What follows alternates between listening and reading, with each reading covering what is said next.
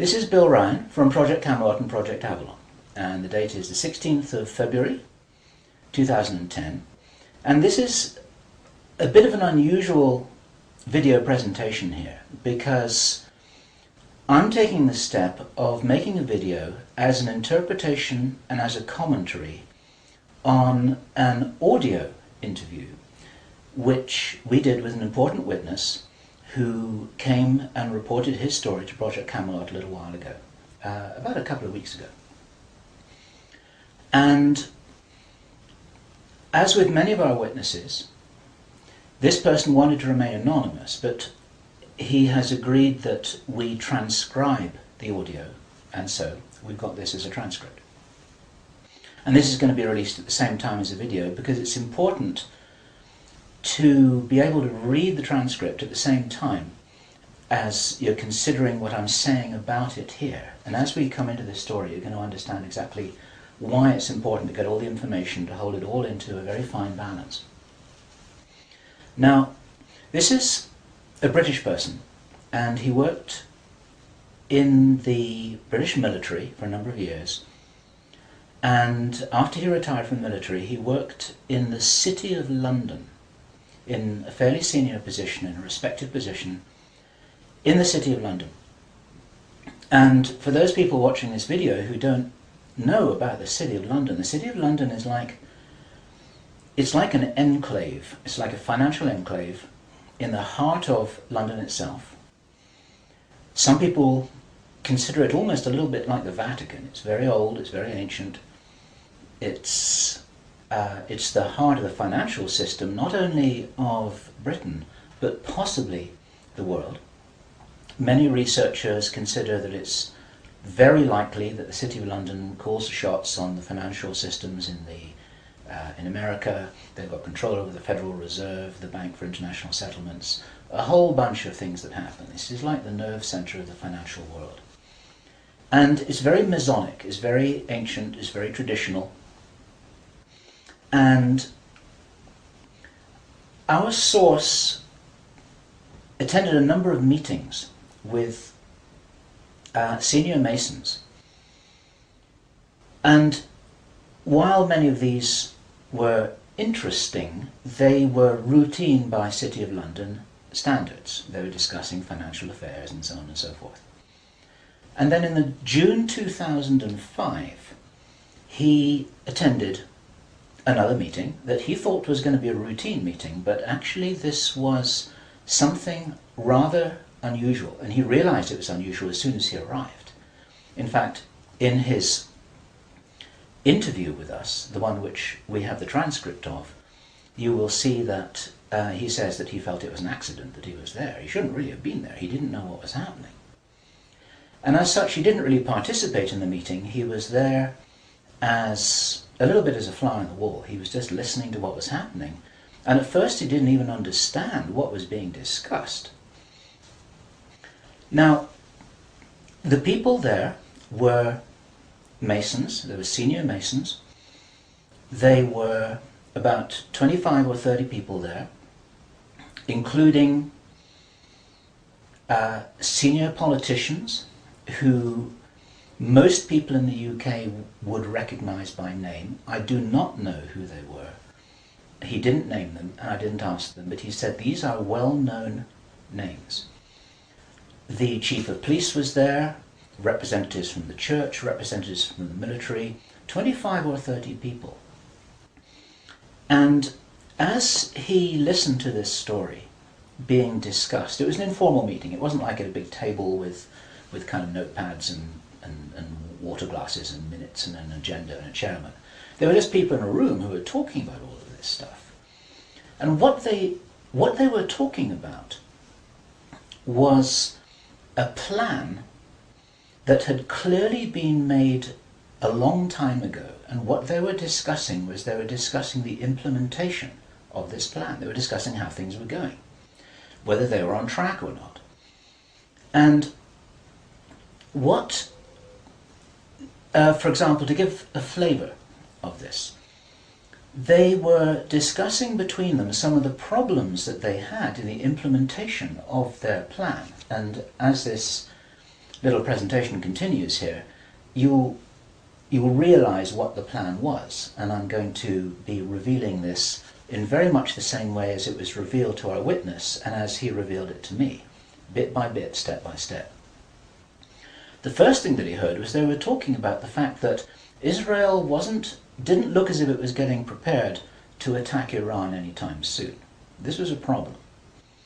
Even back in June 2005, they were apparently concerned that what it was that was planned on some kind of a timeline wasn't rolling out according to schedule, and this was an issue for them.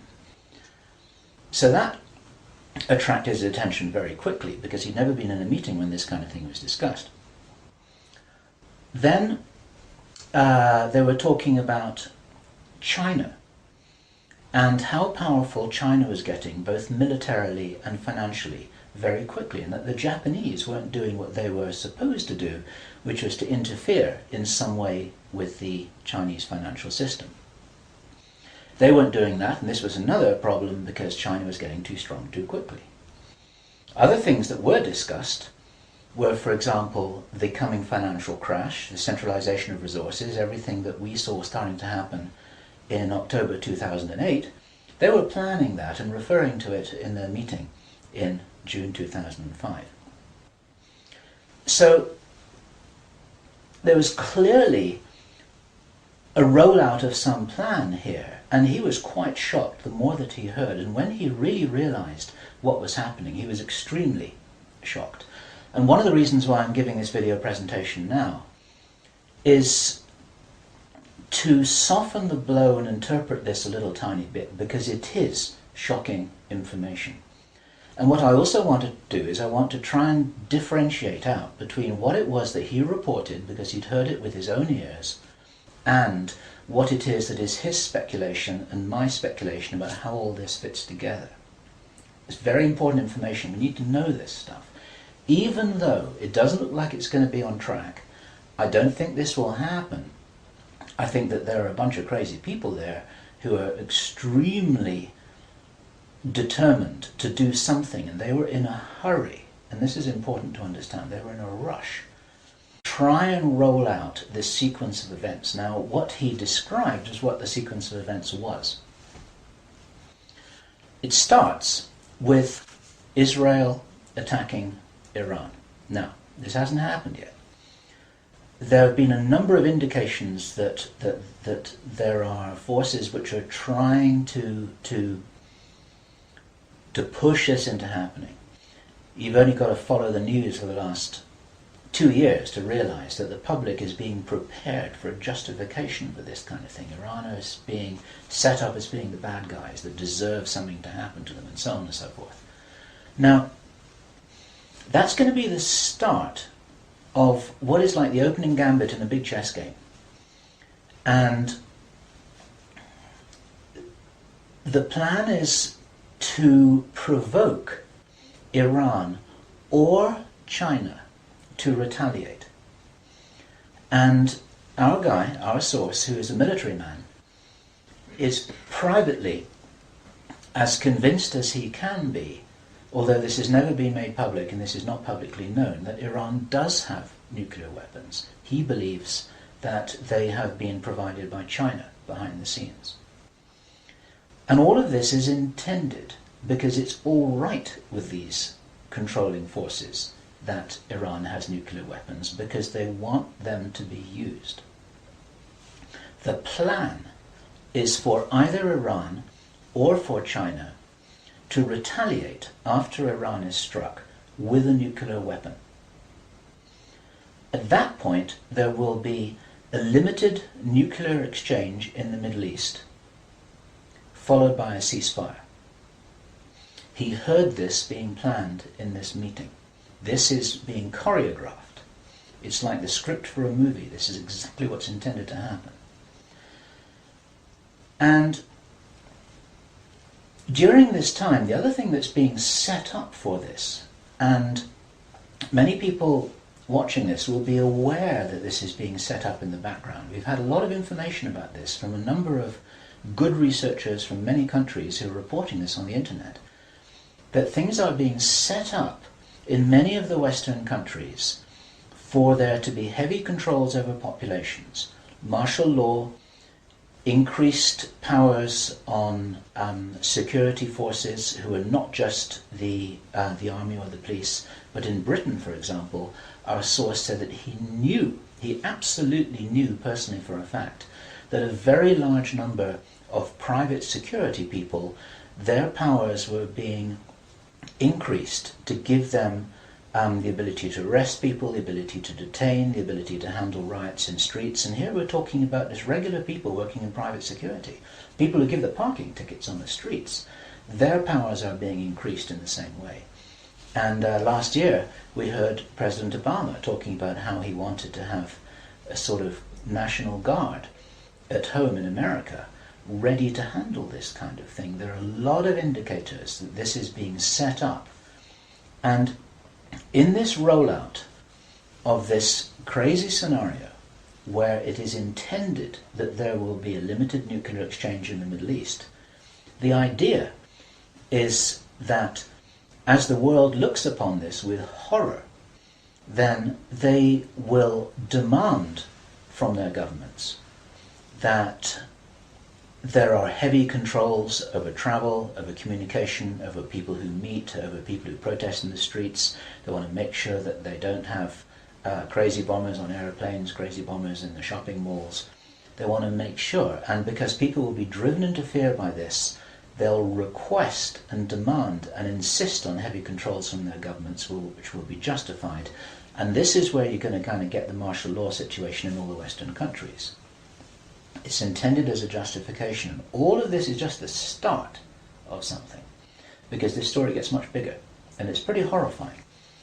And if watching this now you're feeling a little bit shocked, this is how I was feeling when I heard this information, and this is how our source was feeling when he was hearing this information in this meeting, because this is just the beginning. Now, during the time of this ceasefire, everyone's shocked, everyone's frightened, everyone's really terrified about where this is going to go. There are all kinds of heavy controls over populations everywhere. And then the next thing that happens in this chess game that's being played is that biological weapons are released on China. He heard this being discussed in this meeting. They will release a flu-like virus that will be genetically targeted against the Chinese population. It's racially targeted against the Chinese people. It's designed to spread like wildfire and to knock out a large number of the Chinese people. And these people in this meeting were laughing about this. They said, China will catch a cold. Those were their words. China will catch a cold. And they were laughing about the fact that these biological weapons will wreak havoc among the Chinese population. And after that, then what effectively will be a kind of plague will actually spread right across the world to the West as well. Our source was not clear whether this was a Chinese retaliation or whether the thing would just spread out of control in the way that it would be very understandable if it did, whether it's racially targeted or not. These things actually mutate. So now you've got a situation where there's been a limited nuclear war in the Middle East. There's a pandemic that really is sweeping across the world and really is killing people very visibly. And you've got this totalitarian military lockdown in all the governments in the Western world because everyone's going to be in panic about all of this. And then, he said, then the real war starts. Something that would be justifiably called the Third World War, with a much more major nuclear exchange. And at this point, I asked him, is this just about population reduction? What is this about? Why are they doing this? Why this insane Dr. Strangelove plan for just unleashing all of this stuff on the world? Why do it? Now, as our conversation went on, I started to find answers to those questions. Now, some of this is speculation. I want to share this speculation with you because it's important enough that we work together here to figure out what's going on. And there are some clues, there's some very important clues that I'm going to present to you here in this video. He said absolutely it's about population reduction. So I said, well, in this meeting, did they mention any figures? And he said, yes, they did, 50%. Half the world's population. This is planned as per the Georgia Guidestones. For those of you who don't know what the Georgia Guidestones are, it's a stone monument in Georgia in America that was erected anonymously a number of years ago. It's in 8 languages, and it's like an Illuminati manifesto for a new world, as it were. And just hold that thought about this being a manifesto for a new world. This is an important concept here in what I'm presenting. One of the key parts of this manifesto for this new world is that there should be a population of 500 million people. Now, 500 million people is an enormous reduction from the nearly 7 billion that we've got at the moment. That's pretty much 95% of people who would no longer be on this planet. And 50% is a step towards that. And there's a reason why they're doing all of this. There's a reason why they're in a hurry. There's a reason for this insanity. And when he was explaining this, then he said that they have a name for this plan. This project has got a name. And I said, well, what is this name? He said, it is called the Anglo-Saxon Mission.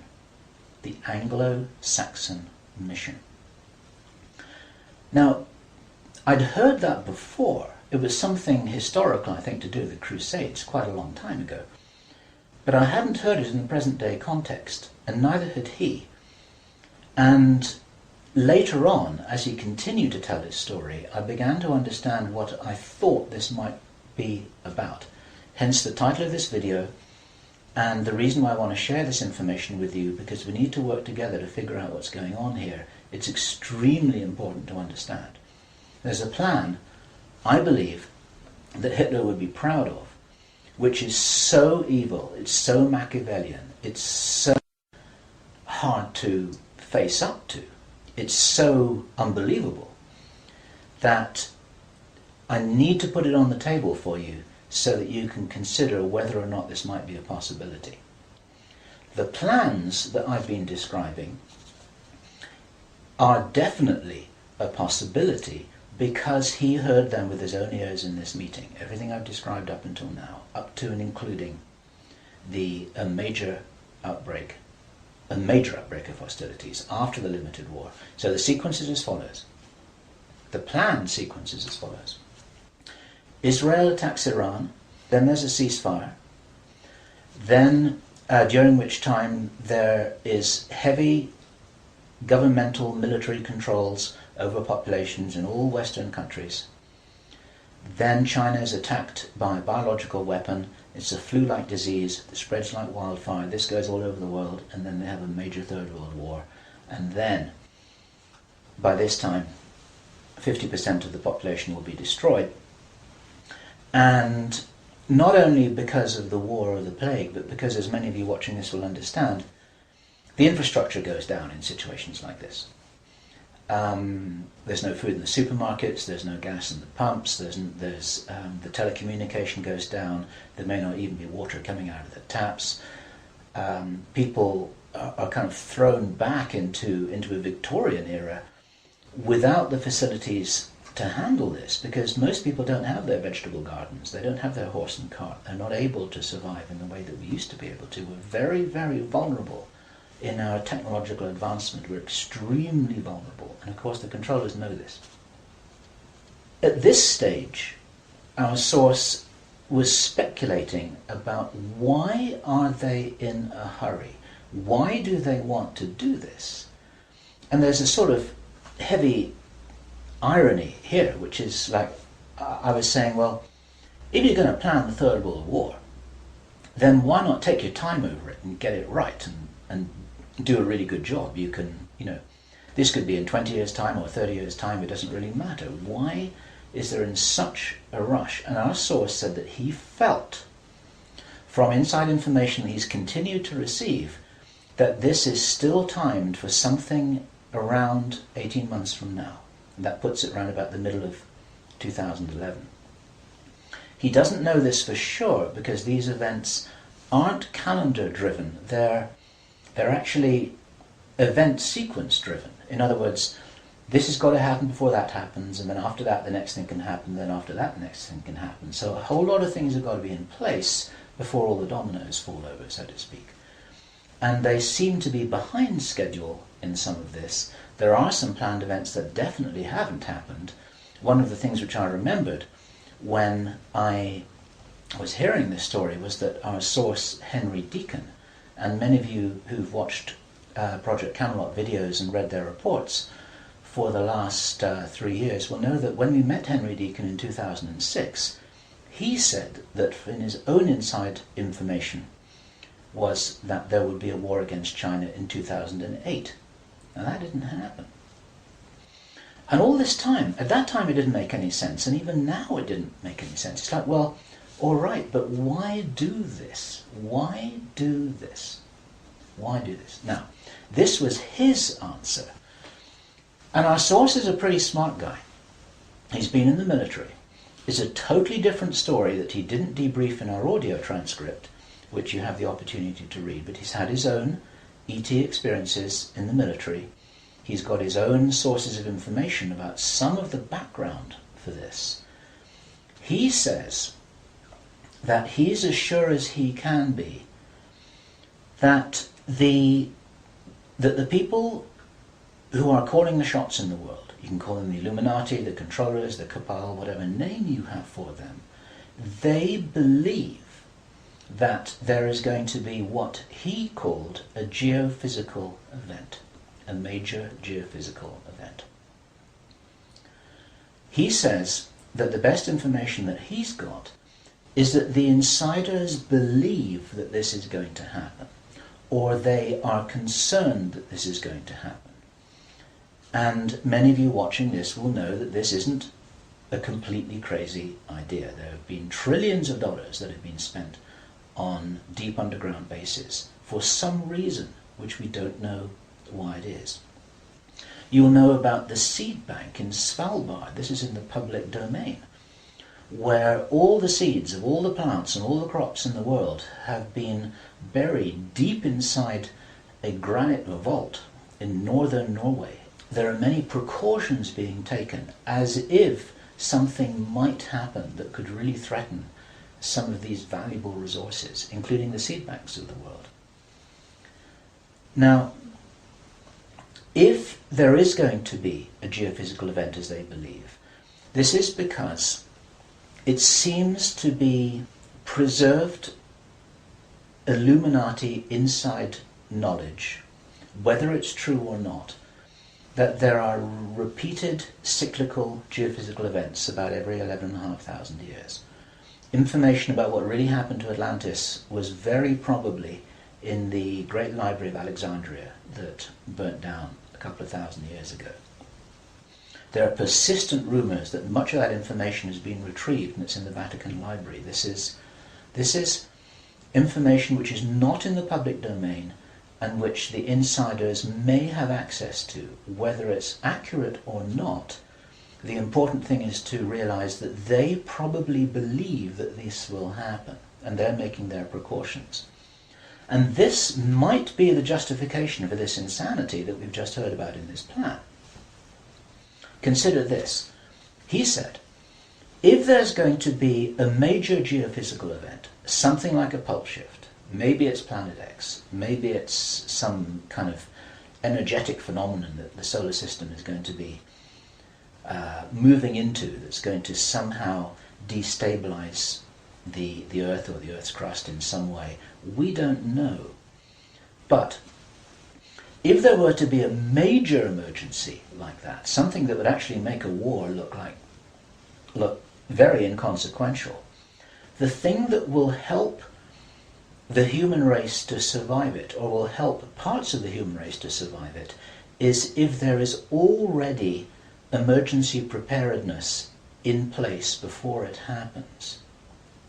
In other words, if you knew that there was an emergency coming, if you knew, for instance, that there's a hurricane coming in to hit your city, then you put all the emergency preparedness in place beforehand. You have the troops ready, you have the infrastructure ready, you have the military ready, you have everything that you need ready to handle this situation so you can respond and react and recover in the best possible way. Our source suggests that the reason for this whole Third World War scenario is that then the Western governments, with the Chinese out of the way, will be in a state of such totalitarian control of their own population that they will be best equipped to recover and rebuild the new world after a cataclysm. And he thinks that this is what's happening. And I have to tell you that this terrible logic makes sense to me, that they would think that way. I'm not for a moment agreeing that this